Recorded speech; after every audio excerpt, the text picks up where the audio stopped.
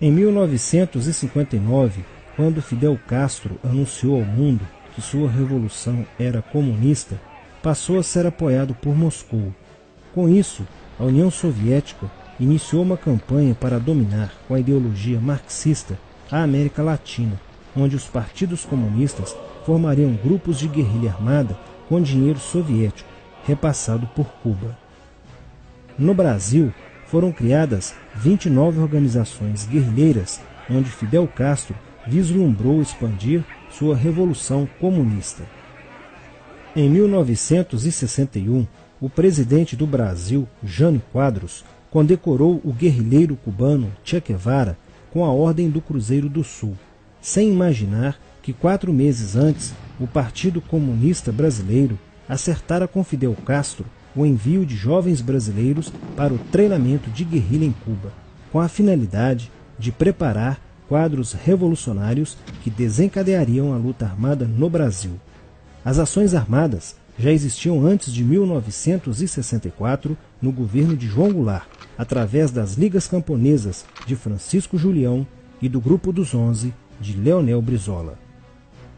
Com a chegada ao poder, em 1964, do presidente Castelo Branco, centenas de comunistas e políticos de esquerda refugiaram-se no Uruguai, onde formariam a Frente Popular de Libertação, que a partir de 1965 empreenderia atos de sabotagem urbana e focos de guerrilha rural no Brasil, principalmente na Serra do Caparaó, cujos guerrilheiros, apoiados por Leonel Brizola, foram combatidos e vencidos por tropas da Polícia Militar de Minas Gerais.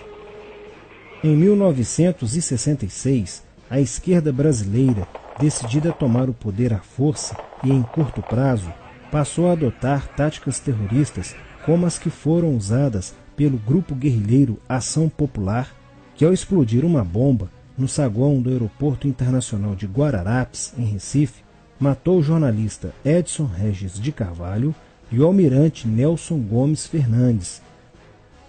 A influência da Revolução Cubana passou a servir de modelo para muitos revolucionários como Carlos Marighella, do PCB, que em 1967 viajou a Cuba e participou de um evento sobre a propagação da luta armada no território brasileiro.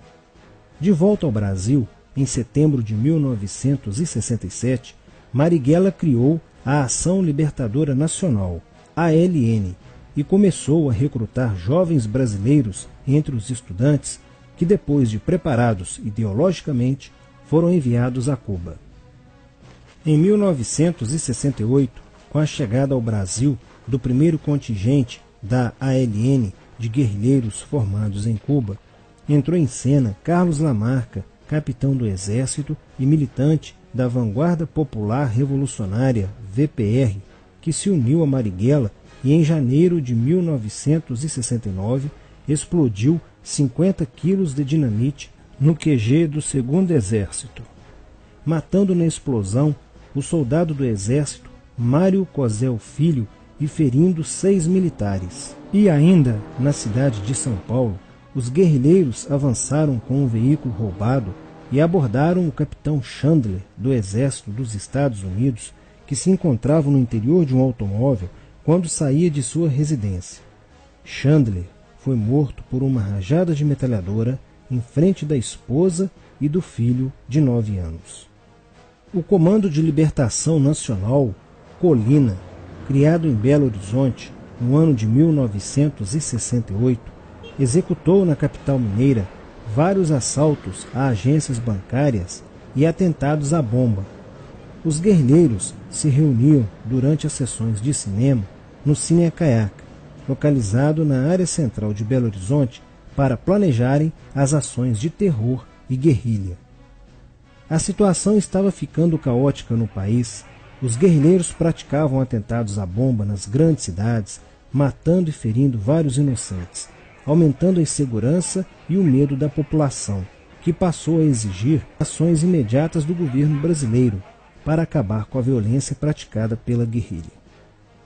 Atendendo ao clamor público para combater o terrorismo e a guerrilha com mais rigor, o presidente Costa e Silva editou o Ato Institucional número 5, AI-5, que previa o exílio e punições mais severas aos autores de atos de guerrilha terrorista praticados contra a população brasileira. Em desafio à nova medida do governo de proteção à sociedade, Carlos Marighella, em 1969, lançou o seu mini-manual do guerrilheiro urbano. Neste mesmo ano, só no Rio de Janeiro, a ALN, para aumentar os seus recursos financeiros, praticou 30 assaltos, sendo a maioria deles contra as agências bancárias. E ainda, em 1969, a ALN, juntamente com o movimento revolucionário 8 de outubro, o MR8, sequestrou o embaixador dos Estados Unidos, Charles Burke. O sequestro foi sugerido pelo guerrilheiro Franklin Martins. Os guerrilheiros exigiram a libertação de 15 presos políticos, dentre os quais se encontrava José Dirceu. A exigência foi prontamente atendida pelo governo militar. A ALN estava prestes a sofrer um grande golpe quando Marighella começou a cair. Após a prisão de um militante de sua organização, no dia 1º de outubro de 1969. Os dados fornecidos pelo militante da ALN preso coincidiram com informações prestadas por outro militante da VPR, que também denunciou o envolvimento de vários religiosos com grupos de guerrilha, entre eles Frei Beto. Quando Frei Fernando e Frei Ivo, também envolvidos com os grupos guerrilheiros, foram presos e logo após interrogados, os religiosos entregaram o ponto de contato de Carlos Marighella, na cidade de São Paulo. No dia 4 de novembro de 1969, o ponto foi cercado pela polícia, onde Marighella, percebendo o cerco, reagiu e foi morto. Depois da morte de Marighella, centenas de guerrilheiros foram presos e mais de 300 armas apreendidas. 2 sequestros de diplomatas, o embaixador alemão Enfield von Hollenberg e o cônsul japonês Nobuo Okushi, foram feitos às pressas, para libertar os guerrilheiros que continuavam presos. Inspirados no marxismo cultural, vários militantes da esquerda brasileira iniciaram a estruturação de uma organização que se infiltrou nas faculdades brasileiras, bem como no meio artístico e cultural, e principalmente nas edições de jornais, setores estes com grande poder de influência sobre a formação da opinião popular. Durante as manifestações, vários militantes comunistas, usando armas de fogo, eram infiltrados no movimento estudantil e disparavam contra os manifestantes, na intenção de colocar a opinião pública contra o regime militar. Com a morte de Marighella, Lamarca havia assumido a posição de líder mítico, que sustentava a esperança na vitória comunista. Em 1970, quando o embaixador suíço Giovanni Butcher foi sequestrado, o governo se recusou a soltar os presos da lista apresentada pelos guerrilheiros. Depois de 40 dias de sequestro, os guerrilheiros quiseram matar o embaixador suíço. Porém, o governo militar cedeu e as exigências dos guerrilheiros sequestradores foram atendidas, preservando a vida do diplomata. Na cidade de São Paulo, o cerco sobre a vanguarda popular revolucionária, liderada por Carlos Lamarca, estava se fechando. Isso fez com que Lamarca fugisse para o Vale da Ribeira e montasse um campo de treinamento para a guerrilha. Na tentativa de descobrir este campo, tropas da Polícia Militar do estado de São Paulo foram deslocadas para a região. No dia 8 de maio de 1970, um pelotão comandado pelo tenente da Polícia Militar, Alberto Mendes Júnior, foi emboscado e rendido por guerrilheiros da VPR. O tenente Mendes foi feito refém e obrigado a seguir com os guerrilheiros na direção de 7 Barras. Depois de um dia e meio andando pela mata, Lamarca formou um tribunal revolucionário e decidiu matar o tenente Mendes, que teve o crânio esmagado por coronhadas de fuzil desferidas pelos guerrilheiros Diógenes e Fujimori. Apesar do cerco, Lamarca conseguiu escapar e em 1971 chegou ao sertão da Bahia. Depoimentos de guerrilheiros presos em Salvador levaram o exército ao esconderijo de Lamarca, que, estando armado de metralhadora, reagiu à prisão e foi morto. Após a morte de Lamarca, o número de militantes presos era bem maior que o número de guerrilheiros em ação no Brasil. Os guerrilheiros, percebendo que o cerco estava se fechando, passaram a sequestrar aviões comerciais e obrigar o piloto a desviar para outro país, onde pudessem se exilar. 4 desses aviões foram desviados para Cuba. Os guerrilheiros comunistas estavam perdendo a guerra. Os militantes que abandonavam as armas eram acusados de traição nos tribunais vermelhos e executados pelos próprios companheiros, em atos de justiçamento.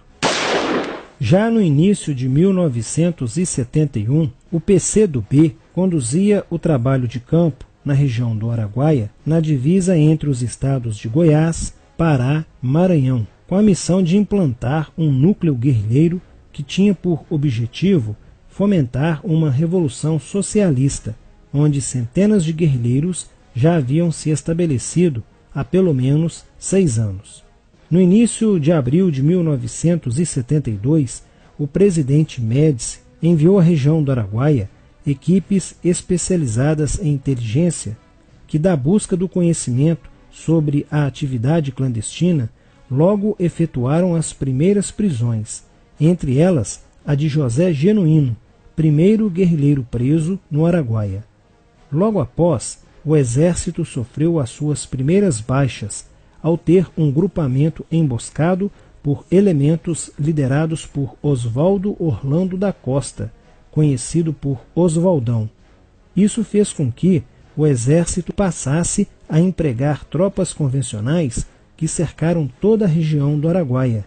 Com a derrota cada vez mais próxima e com o total abandono logístico do PCdoB, ao qual os guerrilheiros foram relegados, sem armas, comida e remédios, vários militantes da guerrilha, encurralados, quiseram se entregar, mas foram mortos pelos próprios companheiros em atos de justiçamento.